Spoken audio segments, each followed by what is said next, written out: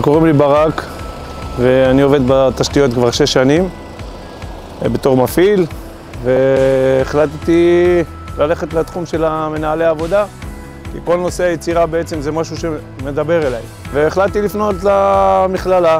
אני רוצה להגיד לכם שאני מאוד מאוד מאוד מרוצה, צוות חם ואוהב, כולל המרצים והכוס קפה של איה ב-6 בערב, ומבחינתי אחי זה בית חם. ממליץ להם בחום, ואחלה אווירה שבעולם, באמת כמו בית.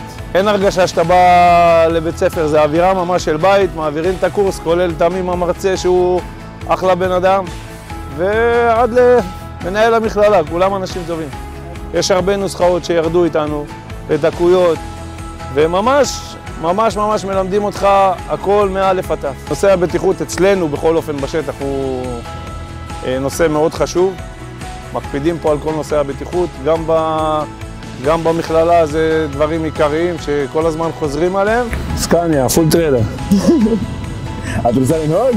יאללה. למה? רוורס אחד, אני משלם עוד פעם את המכללה.